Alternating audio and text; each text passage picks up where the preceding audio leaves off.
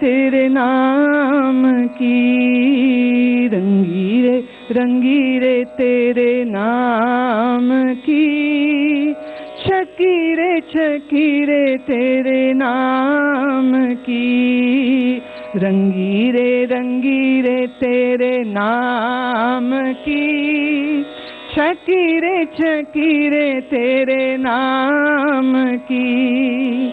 और क्या पाऊं और क्या चाहूं और क्या, नजर मिली जो यार की, नजर मिली जो यार की, रंगीरे रंगीरे तेरे नाम की, छकीरे छकीरे तेरे नाम की, रंगीरे रंगीरे तेरे नाम की, छकीरे छकीरे तेरे नाम की। दुनिया की रीत कैसे निभाऊं, दुनिया की रीत कैसे निभाऊं, रीत निभाऊं प्यार की, रीत निभाऊं प्यार की, रंगीरे रंगीरे तेरे नाम की, छकीरे छकीरे तेरे नाम की, रंगीरे रंगीरे तेरे नाम की, छकीरे छकीरे तेरे नाम की।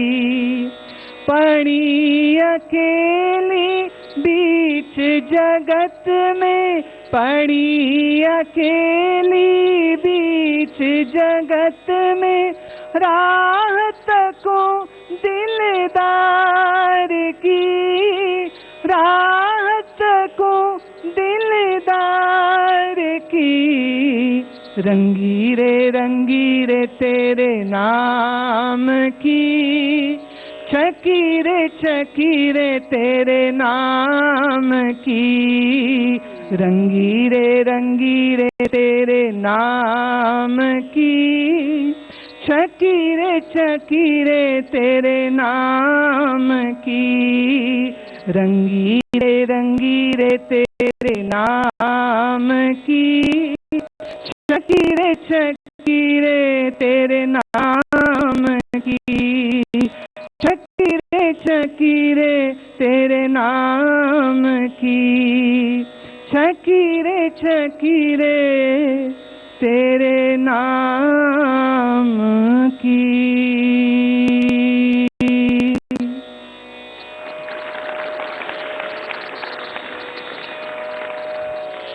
स्वामी जी ने अभी कहा कि मैं वेदांत निष्ठा में रही हूँ, तो आपको आज मैं छोटा सा परिचय देती हूँ कि हमने वेदांत को कैसे सीखा, समझा और अनुभव किया था। पहली बात, संगीत से जो बात कठिन भी होती ना, वो भी सरल हो जाती। तो उसका एक छोटा सा सैंपल, एक छोटा सा नमूना आपको देते हैं। सामने क्या है? ये शरीर क्या है? कितने भूतों का बना? 5, पृथ्वी जल अग्नि वायु आकाश। ठीक है। इस शरीर में कितनी इंद्रियां? ज्ञान इंद्रियां 5, कर्म इंद्रियां 5, और फिर उसके पीछे क्या है? अंतःकरण। अंतःकरण में क्या है? 4, मन, बुद्धि, चित्त और अहंकार। शरीर और अंतःकरण को जोड़ता कौन है? प्राण। प्राण कितने प्रकार का? फिर 5। सारा खेल 5 का हो रहा भाई, छठा कुछ है ही नहीं यहाँ पर। ये 5 का फिर खेल आ गया, प्राण, उदान, समान, बयान। ठीक है। अब ये 5 प्राण, मन, बुद्धि, चित्त, अहंकार, ये शरीर, 5 ज्ञान इंद्री, 5 कर्म इंद्री, मैं नहीं हूं। मैं शरीर नहीं हूं, मैं ज्ञान इंद्रियां नहीं हूं, मैं कर्म इंद्रियां नहीं हूं, मैं मन, बुद्धि, चित्त, अहंकार नहीं हूं, मैं पंच प्राण नहीं हूं। कौन हूं? इसको जानने वाला, इसको देखने वाला दृष्टा हूँ। मैं साक्षी हूँ। मेरी साक्षित्व में ये शरीर चल रहा है, ये मन चल रहा है। मेरे देखते देखते ये शरीर बड़ा हो रहा है, जवान से बूढ़ा हो रहा है। जन्म होते की तो स्मृति बुद्धि को नहीं है, लेकिन मरण को हम अनुभव कर सकते हैं। जब योग के द्वारा हम धारणा, ध्यान, समाधि तक पहुँचते हैं, निर्विकल्पता की उस स्थिति में पहला साचा अनुभव वही होता है कि देह नहीं, इंद्रिय नहीं, मन नहीं, मन ठहर गया, छूट गया पीछे, बुद्धि ठहर गई स्थिरता में, और मैं अपने स्वरूप में प्रतिष्ठित फिर आपको आप देखता हूँ। तो अपने इस स्वरूप का बुधन, अपने इस स्वरूप का ज्ञान करना उतना ही सरल है जितना कहो पलक का झपकना, या जितना कहो गुलाब की पंखुड़ी का ऐसे उंगली में मसलना। और योग वशिष्ठ में वशिष्ठ देव कहते हैं शायद ये भी मुश्किल हो सकता है, कठिन हो सकता है, लेकिन आत्मज्ञान इससे भी सहज है। क्यों? मैं हूँ, मुझे आत्मा किसी ने बनाना नहीं है। मैं साक्षी हूँ, मुझे साक्षी किसी ने बनाना नहीं है। मैं आप ही आप ब्रह्म स्वरूप हूँ, मुझे किसी ने ब्रह्म बनाना नहीं। कुछ करके हम ब्रह्म नहीं हैं। मेरा जो वास्तविक स्वरूप है वो देह नहीं, इंद्रिय नहीं, मन नहीं, बुद्धि नहीं, ये शरीर मैं नहीं, ये शरीर मेरा नहीं, ये शरीर मेरा परिचय नहीं। मेरा परिचय तो मैं आप हूँ। और फिर इस निश्चय को और आगे ले जाने के लिए जिस भजन को मैं 15 साल की उम्र में सुना था पहली बार और आज तक गाती हूँ, आज आपको मैं वह सुनाऊंगी। ये साथ ही साथ आपका वेदांत का मनन भी होगा, और फिर निधिध्यासन में आपको धीरे धीरे ये स्मरण, ये मनन ले जाएगा। बहुत ध्यान से सुनना, समझना जरा भी कठिन नहीं।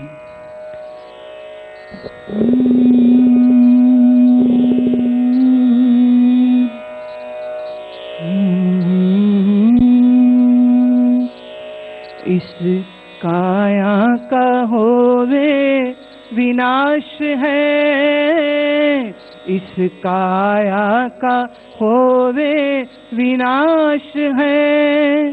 तू तो साक्षी स्वयं प्रकाश है, तू तो साक्षी स्वयं प्रकाश है, तू तो साक्षी स्वयं प्रकाश है। इस काया का होवे विनाश है, इस काया का होवे विनाश है। तू तो साक्षी स्वयं प्रकाश है, तू तो साक्षी स्वयं प्रकाश है, तू तो साक्षी स्वयं प्रकाश है। पंचभूतों का तन विस्तारा, पंचभूतों का तन विस्तारा। तू तो दृष्टा है जाननहारा, तू तो दृष्टा है जाननहारा। जग तेरा ही लीला विलास है, जग तेरा ही लीला विलास है। तू तो साक्षी स्वयं प्रकाश है, तू तो साक्षी स्वयं प्रकाश है, तू तो साक्षी स्वयं प्रकाश है। जागो जल्दी ये सपने की माया, जागो जल्दी ये सपने की माया। आपा भूल के खुद को डराया, आपा भूल के खुद को डराया। स्वामी होकर बना क्यों दास है, स्वामी होकर बना क्यों दास है। तू तो साक्षी स्वयं प्रकाश है, तू तो साक्षी स्वयं प्रकाश है, तू तो साक्षी स्वयं प्रकाश है। भूल तेरी है तू ही मिटा ले, भूल तेरी है तू ही मिटा ले। असंग साक्षी हूँ निश्चय बना ले, असंग साक्षी हूँ निश्चय बना ले। मिटे जन्म मरण की त्रास है, मिटे जन्म मरण की त्रास है। तू तो साक्षी स्वयं प्रकाश है, तू तो साक्षी स्वयं प्रकाश है, तू तो साक्षी स्वयं प्रकाश है। अब शरीर को मैं मानता है अगर, तो शरीर को सुख देने की इच्छा, पिपासा, लालसा हमारे अंदर आई है। किसी ने सिखाया नहीं भोगों के पीछे भागो या भोग को अच्छा मानो या भोग को भोगने की अंदर चाह रखो। ये नैसर्गिक रूप से चित्त के अंदर चलती रहती है। पशु हो तो, मनुष्य हो तो। पशु अपने भोग को भोग करके बिना किसी कर्म बंधन के रहता है, क्योंकि वो मनुष्य नहीं है, इसलिए उसको ना तो कोई बंधन, ना तो कोई पाप, ना तो कोई पुण्य है। लेकिन जो मनुष्य है उसके पास बुद्धि है, बुद्धि है तो विवेक है। और अगर विवेक नहीं और बुद्धि का प्रयोग नहीं करता है और भोग में जाता है और भोग प्राप्त करने के लिए पाप, ताप, संताप ये सब घेरे अपने ऊपर डाल लेता है। भोग की वस्तु मिली, आपने कहो कोई मिठाई की चाह करी, मिठाई आपको मिल गई, रसगुल्ला चाहा, रसगुल्ला जीभ पे रखा, कितनी देर रहेगा जीभ पे आपके? 2 घंटा मुंह में रखेंगे रसगुल्ले को? 2 मिनट? 32 बार जो कहा है ना चबाना, वो भी नहीं होगा। रसगुल्ला आते ही 2 ही चक मारेगा और अंदर निकल जाएगा। तो भोग स्वाद का रसगुल्ले का जीभ ने चखा, जो कि कुछ क्षण, कुछ सेकंड्स भर का था, फिर वो गया सीधे पेट में। तो जीभ के पास अकल नहीं है, अकल के पास जीभ नहीं है, इसलिए कितने खा ले मन में और खाने की चाह बनी रहती है। मैंने सुना एक पंडित जी किसी के घर श्राद्ध का भोजन खाने गए, खूब खाया और लोग उनको बहुत बुलाते थे क्योंकि बड़े मस्त थे खाने में। इतना खाते थे कि घर पहुंचाने के लिए फिर उनको एक रथ मंगाना पड़ता था, उसमें सवार करो, रिक्शा में डालो, फिर ब्राह्मण देवता को घर तक पहुंचा के आओ। घर आए तो बड़ी मुश्किल उन्होंने उतारा और चारपाई पे पसर गए और ब्राह्मणी कहती है, हे भगवान ये क्या हो गया, इतना खाया, तकलीफ क्यों कर ली, लो ये हिंगाष्टक चूर्ण खाओ। ब्राह्मण डांट के आगे से कहता है, जो हिंगाष्टक की जगह होती तो एक पूड़ी और नहीं खा लेता मैं? तो अभी तो हिंगाष्टक को भी कोई जगह नहीं है। तो जीभ कितना खा ले, जीभ का तो मन नहीं है, अकल नहीं है, उसको समझ नहीं आती है। और शरीर की एक क्षमता है, पेटू से पेटू आदमी का भी एक पॉइंट ऐसा आता है जब वो कहता पेट फट जाएगा अब और नहीं खा सकता हूँ, लेकिन तरसता कौन रहता है? मन फिर और मांगता है, फिर और मांगता है, फिर और मांगता है। जैसे हम अग्नि में घी डालते हैं तो अग्नि और प्रज्वलित होती है, ऐसे ही हम जितना भोग भोगते हैं, भोग की इच्छा उतनी अधिक और बढ़ती जाती है। और भोग के लिए दासता भोगनी पड़ती है, भोग के लिए उस व्यक्ति की भी दासता लेनी पड़ती है जिस व्यक्ति से हम भोग की चाह कर रहे हैं। धन की दासता भी करनी पड़ती है, धन कमाने के लिए मेहनत करनी पड़ती है। 8 घंटा 10 घंटा मेहनत करेगा तो धन कमाएगा, तो फिर अपनी मस्ती की चीज़ों को वो ले पाएगा कि ये खा के मज़ा आया, ये खा के मज़ा आया, ये खा के मज़ा आया। और जितना जितना अधिक भोग भोगता है उससे इंद्रियां क्षीण होती, कमज़ोर होती जाती है। बुढ़ापे में आते हुए में साधारण मूंग की दाल भी हजम नहीं होती, उसके लिए भी कहेगा लवण भास्कर थोड़ा सा दो, गर्म पानी दो। बुढ़े लोग कभी बैठे हो ना आपस में चर्चा कर रहे हो तो तुम्हें मालूम उनका विषय ये होता है, पेट साफ नहीं हुआ, आज हो गया, कल नहीं हुआ था, परसों हो गया था, अब पता नहीं दोबारा कब होगा, अच्छे से हुआ नहीं हुआ, बीपी ज्यादा हो गया था, दिल की मेरी हृदय गति कम हो गई थी फिर तेज हो गई थी, तो रोगों का डिस्कशन चल रहा होता है। इसलिए कई लोग ना ये बात बोलते हैं, बोले ये जो प्रोग्राम होते हैं ना धार्मिक चैनलों पर, ये बुढ़े लोगों के लिए होते हैं, क्योंकि बीमार वही होते हैं इसलिए उनको सुनने पड़ते हैं। और मरने वाले हैं तो भगवान का भी याद करनी पड़ती है कि पता नहीं, क्योंकि सबको ये समझा रखा है ना कि जब मरोगे तब भगवान के घर जाओगे, फिर वहाँ धर्मराज फैसला करेगा कि तुमने पाप किए कि पुण्य, फिर स्वर्ग या नरक भेजेगा। लोगों को ऐसा बेवकूफ़ बनाया है ना इस बात ने, लोग कहते अच्छा कहीं तो शायद किसी भले के लिए होगी कि बंदे सुधर जाएं। लोगों ने कहा अच्छा भगवान को तो तभी मिलेंगे ना जब मरेंगे, तो फिलहाल दुनिया है इसको भोगते हैं, जब मरेंगे तो देखी जाएगी कि धर्मदूत मिलेगा कि यमदूत मिलेगा, स्वर्ग मिलेगा, तो अभी तो मैं भोग लूं, संसार सामने है मेरे। पर वो ये भूल जाता है स्वर्ग कहीं बाहर नहीं है और नरक भी किसी प्रदेश का नाम नहीं है। जो व्यक्ति भोगवादी है, जो स्त्री पुरुष धन संपत्ति यश प्रतिष्ठा का इच्छा रखता है, उसको उसकी गुलामी करनी पड़ती है, और जो गुलामी में है उसको नारकीय दुख भोगना पड़ेगा। धन अधिक हो तो कहीं चोर न ले जाएं, धन अधिक हो तो कैसे चुराएं हम इनकम टैक्स डिपार्टमेंट से, तो उसकी चिंता करो, सीए को हायर करो, हम कैसे अपने धन को बचा लें। फिर कभी अपना ही लड़का उठ के गर्दन काट देता है कि बाप का पैसा जिंदे तो मिलेगा ही नहीं, मार के मिलता है तो ले लो। तो धन ही कारण उस व्यक्ति के हत्या का भी कभी कभी हो जाता है। धन पाकर के भी कहो मन की प्यास बुझ जाए तो ऐसा नहीं होगा।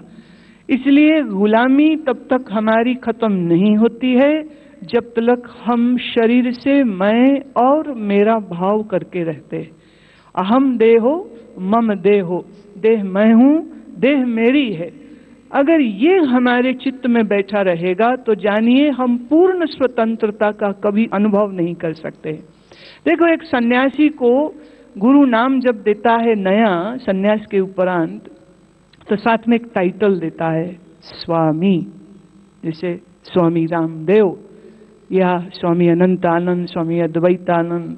वैसे मैं एक और बात कहती हूँ, जो अज्ञानी है उनको भी स्वामी कहना चाहिए, स्वामी मूर्खानंद, क्योंकि स्वरूप से तो वो भी आनंद ही है ना, वो भी कम नहीं है।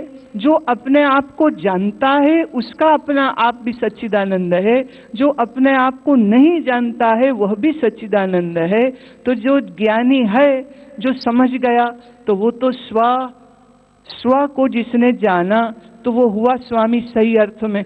अच्छा, आप अंग्रेजी में स्वामी दो तरह से लिख सकते हैं, SWAMI प्रचलित ये है, पर अंग्रेजी में ना कुछ ज़्यादा नियम नहीं है, तो कई लोग SOAMI भी लिख देते हैं। तो किसी ने कहा कि ये क्यों स्वामी क्यों, मैंने कहा भाई इसका थोड़ा संधिच्छेद करो, सो एम आई, मैं वही हूँ। जिसने यह जाना स्व को, उसके लिए ईश्वर फिर परोक्ष नहीं रह गया, उसके लिए ईश्वर एक भावनात्मक घटना नहीं रह गया, एक ऐसा अस्तित्व नहीं रह गया है कि जिस अस्तित्व को जाना नहीं जा सकता है। तो आपको जानते ही हम पूर्ण स्वतंत्रता को प्राप्त होते हैं। 1947 में कहते देश आज़ाद हो गया, पर मैं समझती हूँ देश आज़ाद कहाँ हुआ, देश में भी अभी बहुत प्रकार की गुलामियां चल रही हैं, और सबसे बड़ी गुलामी है अज्ञानता की गुलामी।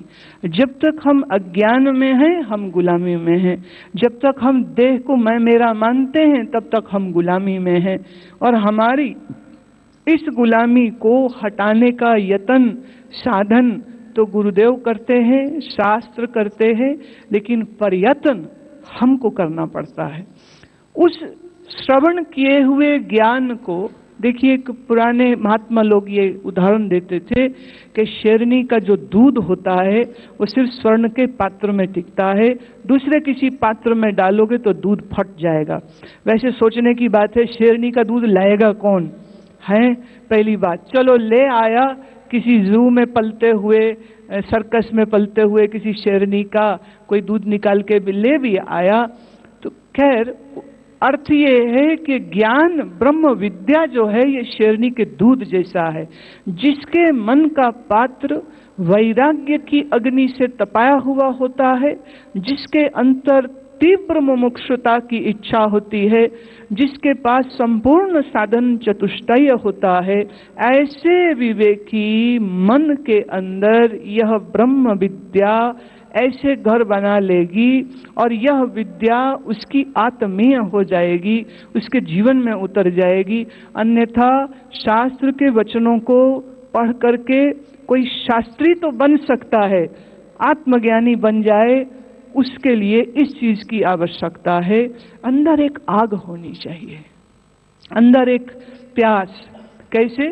तो गुरुवर्जन देव जी का एक शब्द ऐसा आता है, वो कहते हैं जैसे प्यासे को पानी की इच्छा होती है, तड़पता है पानी के लिए, ज्यों बारक संग मात, जैसे बच्चे को माँ चाहिए तो कैसे रोता है, माँ माँ माँ करता है और माँ मिले बगैर उसे चैन नहीं मिलता, ऐसे साधक के चित्त में कि मुझे अपना आप का बोध प्राप्त करना है, जन्म जन्मांतर के इस पाप पुण्य के कुचक्र को मुझे मिटाना है। अभी मैंने गाया भी ना, भूल तेरी है तू ही मिटा ले, कोई और नहीं तुम्हें तार सकता, याद रखना है इस बात को। अब वो माताएं भाई लोग ढोलकी चिमटा लेके मंजीरे लेके बजाते, श्यामा आ जाना मोहे तार जाना, सारे लगे होते, जोर जोर सिर मार रहे होते, श्यामा आ। एक तो मुझे समय लगती कहाँ से आएंगे वो, बाई प्लेन आएंगे, बाय रिक्शा आएंगे, बाय कैसे आएंगे, हवा से उड़ते आएंगे कि किस पे आएंगे, कहाँ से बुला रहे हो उसको। पहले तो बदमाशी ये है कि आपको ये सिखाते हैं कि ईश्वर तुमसे दूर है, दूसरा ये कहते हैं कि उसको पुकारो तो वो आ जाएगा। तो एक चीज याद रखिए, जो एक देशी है वो जड़ होगा, जो एक देशी है वो सत्य नहीं हो सकता। जो एक देश काल समय की सीमा में जो लिप्त है वो संसार की वस्तु हो सकती है, वह ईश्वर नहीं हो सकता है। पर तो पहले ईश्वर क्या है यह मालूम नहीं, फिर आ जाओ, फिर मैं उठ के देख तो लो आए कि नहीं आए, देखो कोई खबर आई उसकी। मैं विनोद कर रही हूँ, मैं इसकी भर्त्सना नहीं कर रही हूँ, मैं समझाने की दृष्टि से कहती हूँ आ जाओ श्याम जी तार जाओ। श्याम जी तुम्हें तार नहीं सकते अगर तुम्हारे मन में मोह ममता और आसक्ति है।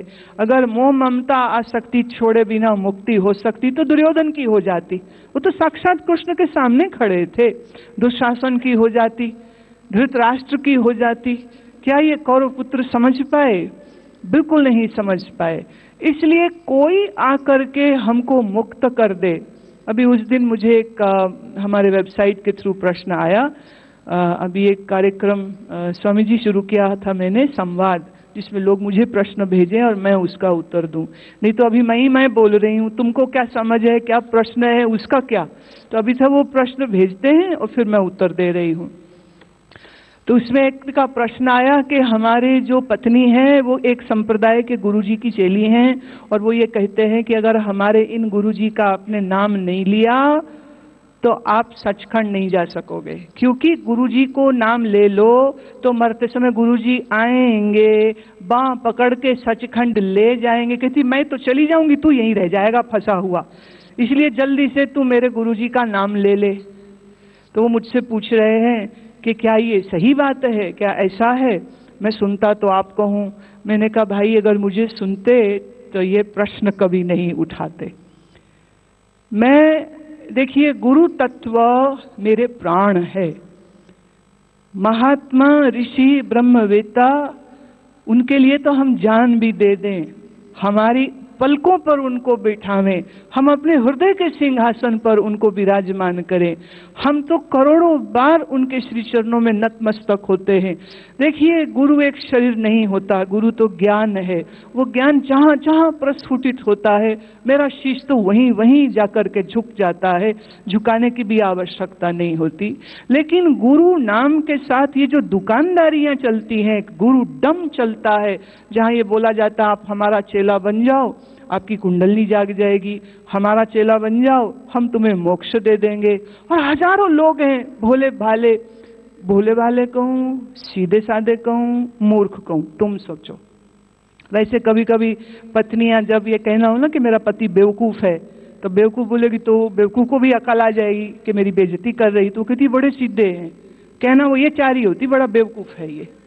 तो अब आप समझिए कि अगर बुद्धि हो तो आदमी ये विचार करे, पहली बात, सत्य का खंड किसी दूर लोक में अगर होता तो किसी वायुयान से, किसी सैटेलाइट के द्वारा हम चले जाते, देखाते, पहुंचाते। ये कहना सचखंड कहाँ है, बोले 7वें लोक के ऊपर है। तुम्हारा डैडी ने भी नहीं देखा होगा उसको, काहे झक मारते हो, काहे बेवकूफ़ बनाते हो। कबीर जी कहते हो ना, हमका बेवकूफ़ बनाओ मती। पर दुनिया में देखती हूँ कि इस बात को सत्य समझती है, क्योंकि उन्हें लगता है यह आसान है, एक बार गुरुजी का चेला बन जाओ, फिर खूब बेईमानी करो, ब्लैक मार्केटिंग करो, चोरी चकारी करो, ठेका तो गुरुजी ने ले लिया, टेंडर पास हो गया, मुक्ति हमारी पक्की के पक्की। ये बात सर्वतः अनुचित है, शास्त्र विरुद्ध है। जब तक हम अपना उद्धार स्वयं नहीं करेंगे, कोई हमारा उद्धार नहीं कर सकता है। तुम जितना मर्जी ढोलक छैना बजा लो, श्यामा आ जाओ, तार जाओ, कोई श्याम सुंदर आने वाला नहीं है। श्याम सुंदर ने अपने वचन गीता के माध्यम से हमें दे दिए हैं। गीता को समझ लो, गीता का निश्चय बन गया तो आपकी मुक्ति पक्की के पक्की, किसी की आवश्यकता नहीं है फिर उसमें। और अगर वह आपका निश्चय न बना तो विवेक, वैराग्य और षट संपत्ति को धारण करिए। ये सोचिए कि जब आप सुबह उठे ना, तो सर्वप्रथम नेत्र भी ना खुले हों, हाथ जुड़ जावें और हे प्रभु, हे दीनदयाल, आपकी अपार कृपा है कि मेरा शरीर अभी भी जीवित है और प्राण अभी भी चल रहे हैं। रात सोते में मर जाता तो आपको मालूम, ऑलमोस्ट 68% लोगों की मौत बिस्तरे में होती है, रोड एक्सीडेंट या एयर क्रैश में नहीं होती है। नींद में जो वायु का काल होता है, उसी में प्राण जो है वो निकल जाते हैं। आदमी जाता तो सोने है, मिलती सुबह उसकी लाश है। हम जीवित उठ रहे हैं, प्राण चल रहे हैं, नेत्र बाद में खुले। पहले हाथ जोड़कर मन ही मन प्रभु को धन्यवाद दे उस जीवन के लिए। नया सूर्य का दर्शन कर रहा हूं और एक संकल्प कि आज कोई कमी रखी थी जो कल आसन करने में, आज उसको ठीक करूंगा। कल प्राणायाम पूरा नहीं अच्छे से हुआ था और आज और भी अच्छा करूंगा। अभ्यास को थोड़ा थोड़ा यूं बढ़ाते जाइए कि अगर आज पद्मासन में तुम 10 मिनट बैठे हो तो सामने अलार्म लगा लो कि आज 1 मिनट अधिक करूंगा। 1 हफ्ते बाद 1 मिनट और जोड़ लीजिए। ऐसे करते करते सोचिए 3 वर्ष में कितने हफ्ते बीत जाएंगे और तुम्हारे मिनट कितने घंटों में बदल जाएंगे। तो रीढ़ की हड्डी सीधी करके हमेशा बैठना, ये चीज याद रहे।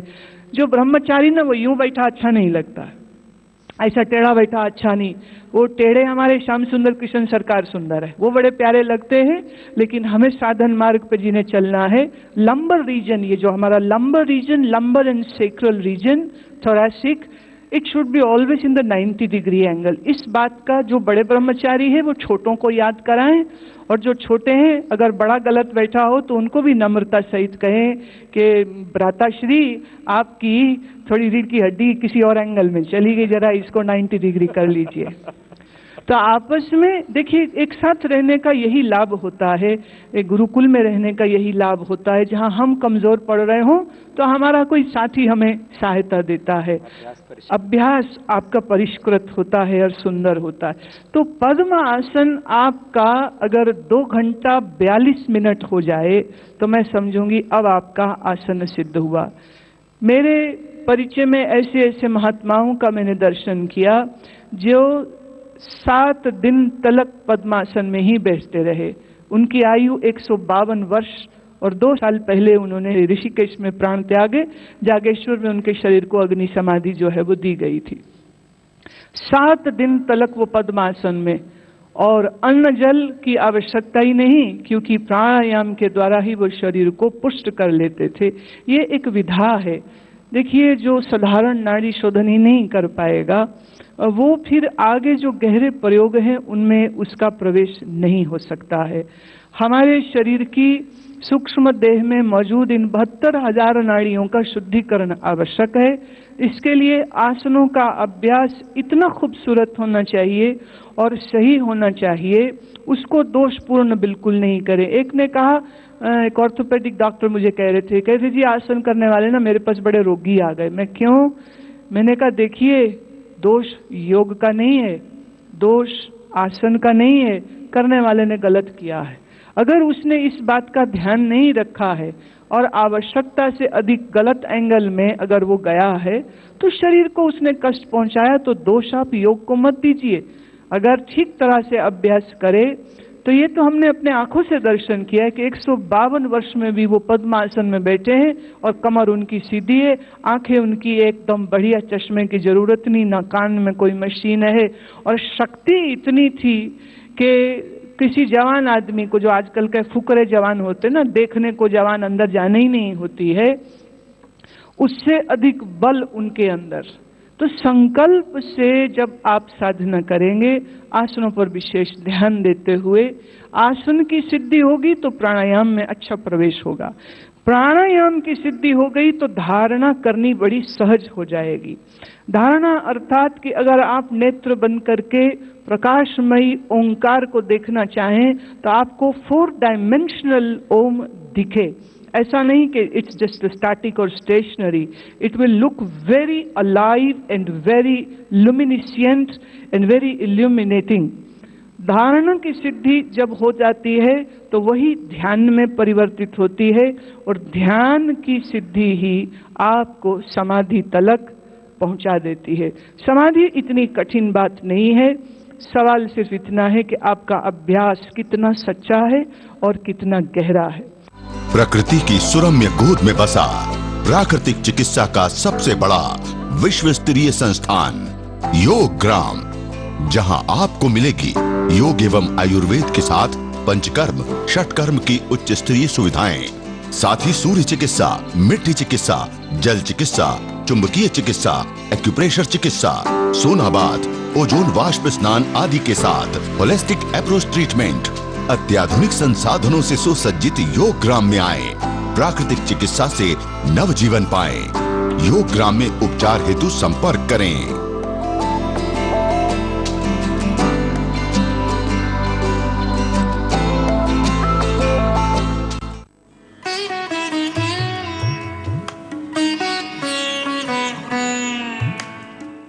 तो जितना अच्छा आसन प्राणायाम होगा उतना अच्छा धीरे धीरे आप देखेंगे कि चित्त को, मन को बदलने के लिए अलग से कोई प्रयास नहीं करना पड़ेगा। मन आप जो है वो बदलने लग जाता है। भोजन करने से पहले अवश्य प्रार्थना करें, क्योंकि जो अन्न थाली में है वही अन्न आपका शरीर बनने वाला है, आप बनने वाला है। इसलिए भोजन को हमने अन्नम ब्रह्म कहा।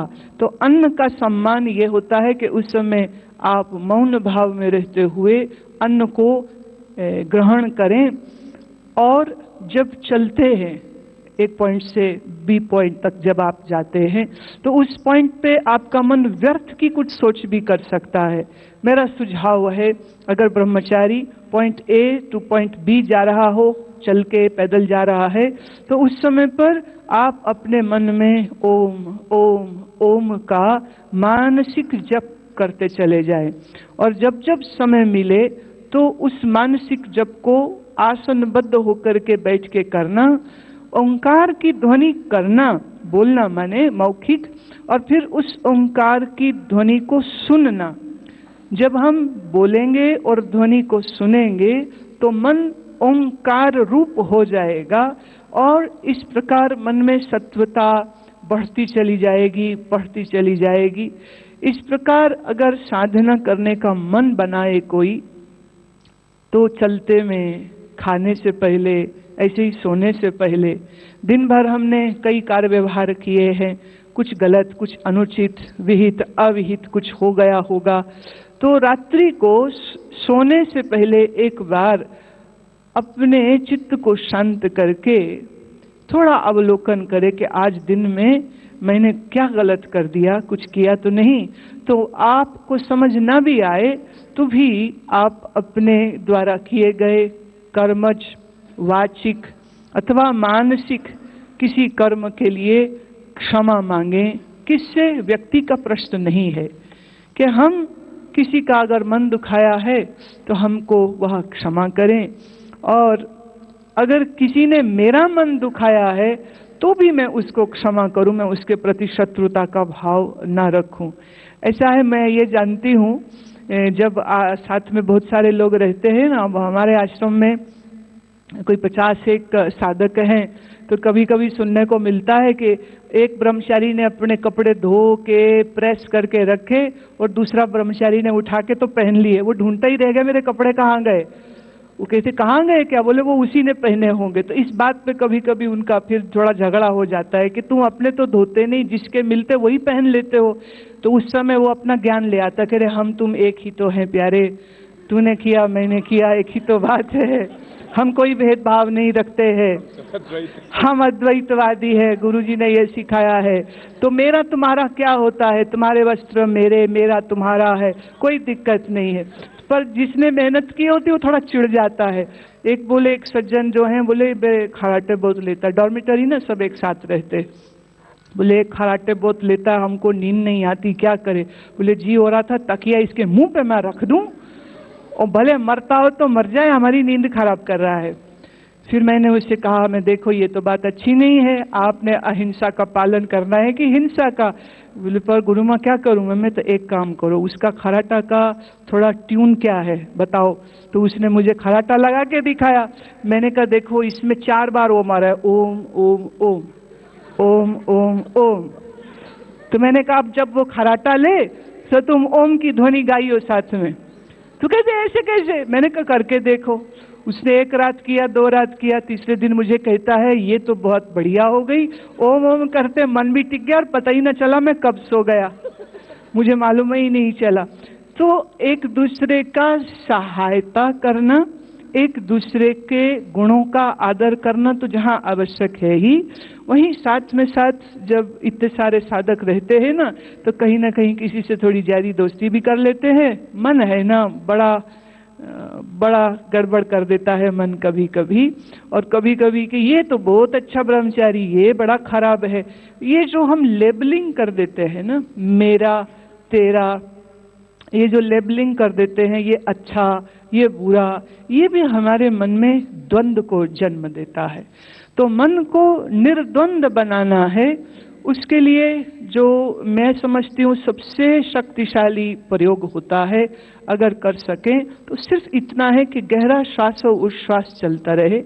माने अगर आप थोड़ा नाप के देखिएगा, ब्रह्मचारी अपना घड़ी के साथ नाप के देख लेंगे कि 1 मिनट में आपके कितने श्वास आते हैं। अगर 22 हैं, 24 हैं, कईयों के तो 30 भी है, पर ideally as per the modern medical science allopathy they say in 1 minute it should be 16। आदर्श जो है वो 16 है।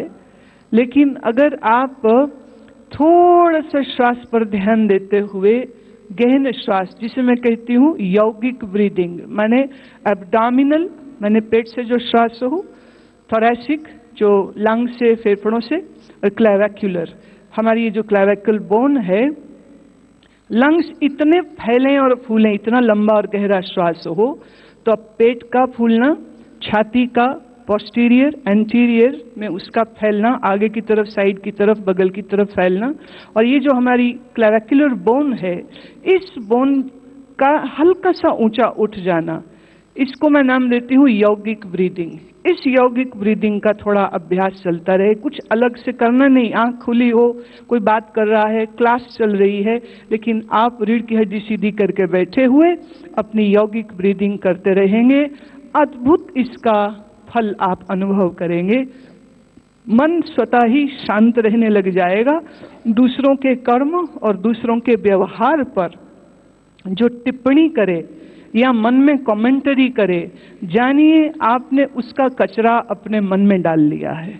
हमारा अपना ही कचरा बहुत है, उसको निकालना है, हमें नया नहीं डालना है। इसलिए राग द्वेष से थोड़ा बचने की चेष्टा करना। और वैराग्य तो कहते हैं वो लकीर है जिसे रोज पीटना पड़ता है, नहीं तो मन फिर भोग में, आलस्य में, तमोगुण में चला जाता है। तो सुबह उठे तो ईश्वर का स्मरण करते हुए, धन्यवाद देते हुए, और रात्रि सोने लगे तो दिन भर के कर्मों को आप एक बार याद करके क्या गलती करी वो पुनः ना करें। और याद रहे, अपनी गलती को स्वीकार करके क्षमा मांगना, ये एक बहुत बड़ी साधना होती है। आपने अपने किसी आचार्य के प्रति कर दी भ्रष्टता, तो उसके विषय में भी मैं कह दूं तो वहाँ छुपाने की कोशिश नहीं करनी चाहिए। ईमानदारी से स्वीकार करके, क्षमा मांग करके, और आचार्य वर तो हमेशा दयालु होते हैं, कृपालु होते हैं, क्षमा करते हैं, आशीष देते हैं। तो इस प्रकार अपने वैराग्य को बढ़ाते चले जाइए। आपके गुरुजी इतना सुंदर आपको शिक्षण करा रहे हैं, आपके आचार्य आपको क्या कुछ नहीं पढ़ा रहे हैं, मेहनत की कहीं कोई कमी नहीं है। अब बस ये है कि आप कितनी ईमानदारी से उस साधना को स्वयं करते हैं। कहीं चिकना घड़ा ना हम हो जाएं, तो पुरुषार्थ करना आपका प्रथम कर्तव्य है। और अगर आपका पुरुषार्थ होगा तो ऐसा मानिए, बिल्कुल निश्चिंत होकर के इस बात को जानिए, और मैं भी वचन देती हूँ कि आपकी जो यह इच्छा है एक श्रेष्ठ व्यक्तित्व को बनाने की, वो निश्चित बनेगी। आप मनुष्यों के शिरोमणि मनुष्य बन सकेंगे।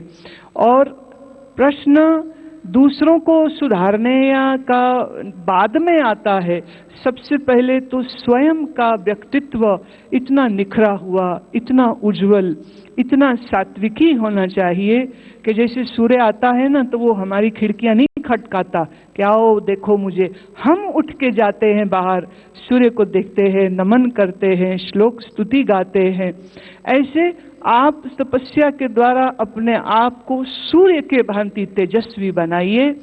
बाकी सब चीजें मायने नहीं रखती हैं। आप सूर्य हो गए तो सूर्य को नमन तो अपने आप हो जाता है। एक वैसे छोटी सी बात है, मजाक की, पर कहती हूँ। एक आदमी आया मेरे पास, कहते जी मेरे लड़के को अपना चेला बना लो। मैं क्यों? कहते जी देखें आपके पास रहेगा, भजन सीखेगा, आसन सीखेगा, साधना करेगा, ग्रंथ पढ़ेगा। मैं तो बड़ी अच्छी अच्छी बातें बोल रहा, मैं ऐसा मन में सोची। 1 घंटा हो गया उसको बैठे बैठे, तो फिर उनकी पत्नी जो है वो बोली। अब माताएं कभी कभी सरल होती हैं, कहती है फिर जैसे आप अमेरिका जाते हो ये भी जाएगा। अच्छा जी, बात ये हो रही है सारी, ज्ञान ध्यान का तो बहाना है, ये तो अमेरिका जाना है इनको। तो फिर मैंने कहा अभी तो ये थोड़ा बहुत छोटा है, तो थोड़ा घर में अभी अभ्यास कराइए, और 2.5 घंटा का अभ्यास इसका जब हो जाए डायरी बनाइए, लिख के दीजिए, और फिर धीरे धीरे देखेंगे। तो कभी कभी लोग ज्ञान अर्जित इसलिए करते हैं कि फिर उस ज्ञान के द्वारा कुछ व्यवसाय बना पाए। पूज्य स्वामी अखंडानंद जी महाराज वृंदावन वाले ये बात कहते थे कि बुद्धिजीवी कभी मत बनना। उन्होंने अर्थ दिया था, कह रहे जो बुद्धि को आजीविका बना लेता है वो बुद्धिजीवी होता है। जो बुद्धि के ज्ञान से अपनी आजीविका, अपना लाइवलीहुड जो बना लेता है, जो बुद्धि को बेचता है, बोले वो बुद्धिजीवी होता है। मुझे ये बात ऐसे दिल में लगी थी कि ज्ञान इसलिए नहीं कि हम दिखा सके कि देखो मुझे कितने श्लोक आते हैं। ज्ञान इसलिए नहीं कि हम मंच पे चढ़ के भाषण दे सके। एक ने कहा अखबार में फोटो आ जाएगा, हम मशहूर हो जाएंगे, हम ये। अरे भाई, मशहूरी के लिए ज्ञान नहीं है। तो मेरा निवेदन है, सुझाव है, मैत्रीपूर्ण ये बात मैं कह रही हूँ, ज्ञानी बनने का कष्ट मत करना, ज्ञान जीवन में बस ले आना।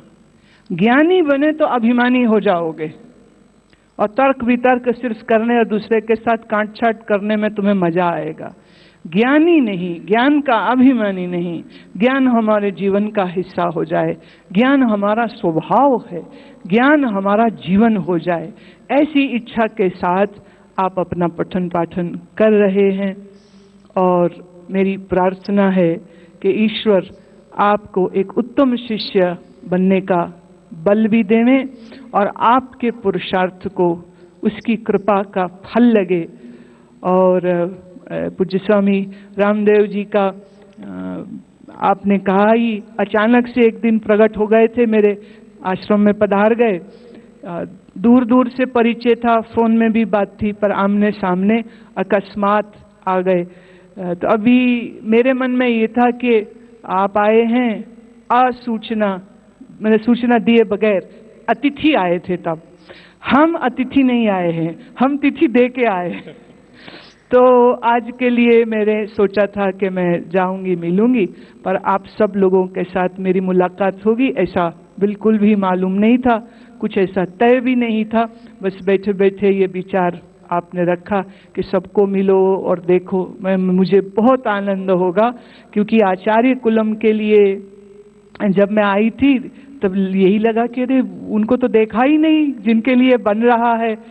तो आज जो विद्यार्थी हैं, जो ब्रह्मचारी हैं, ब्रह्मचारिणियाँ हैं, सबको देखने का अवसर हो रहा है। मुझे अत्यंत हर्ष है और मेरी ईश्वर से बहुत प्रार्थना है, आप सबका मंगल हो, आप सबका कल्याण हो, आप सब उन्नत शिष्य होवें, आप एक उन्नत व्यक्तित्व के मनुष्य बने। और पूज्य स्वामी रामदेव जी को तो हमारा अनंत प्रेम है ही और हमारी अनंत शुभकामनाएं हैं। कठिन से कठिन काम भी ये सहजता से, मैंने इनको कहा था, मैं आप जब हंसते हो तो मुझे 10 साल का बच्चा लगता है, मुझे इस समय पर कोई बड़ा महात्मा नहीं लगता, एकदम बालवत आप हंसते हो खिल खिला करके। और ये जो इनकी विशेषता है, ये जो इनका गुण है, ये जो इनकी मासूमियत, एक जो स्वभाव में इनका ये बहुत कम देखने को मिलता है। क्योंकि प्रतिष्ठा, धन, मंडलेश्वरी इत्यादि ये जितने भी टाइटल्स होते हैं ना, वो टाइटल्स थोड़ा सा फिर वो लिहाफ चढ़ जाता है ना, तो लिहाफ लग जाते हैं फिर। पर इतना प्रतिष्ठा और सब कुछ होने के बावजूद स्वामी जी के अंदर एक बालवत प्रेम और इतना खुला दिल और बात कहने का ढंग और वो बेबाक बोल देना, जो जी में आया वो कह देना, जो आया वो कर भी देना, और किए से पीछे नहीं हटते और कहे से पीछे नहीं हटते हैं। तो ईश्वर ने आपको जो शक्ति दी है, उस शक्ति को तो हम प्रणाम ही कर सकते हैं। सबका बहुत बहुत आनंद, सबको बहुत बहुत मेरा प्रेम पहुँचे, सबको मेरे बहुत बहुत प्रणाम।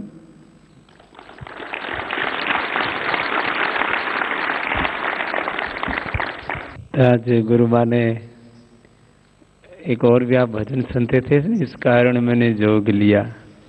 तो जो योगी बनने का, सन्यासी बनने का एक मन में संकल्प था, एक जैसे एक चाव सा रहता है ना कि मुझे ऐसा बनना है, मुझे तो ऐसे अंदर से एक चाव, एक भाव, एक तितिक्षा, एक मुमुक्षत्व, एक अभीप्सा, एक अखंड संकल्प कि मुझे अपने जीवन में ऋषित्व को, देवत्व को जीना है। और हम जो परस्पर संवाद में ऋषि ऋषिकाओं के संदर्भ में सुनते रहते हैं, तो ऋषियों के फिर भी जो है इस अलग अलग चुनौतियों भरे समय भी दर्शन हो जाते हैं। ऋषिकाओं का एक अभाव सा रहता है, तो हमारे उन वैदिक ऋषिकाओं की प्रतिमूर्ति गुरु माँ हैं, उनको एक बार पुनः सबकी ओर से बहुत बहुत प्रणाम है। और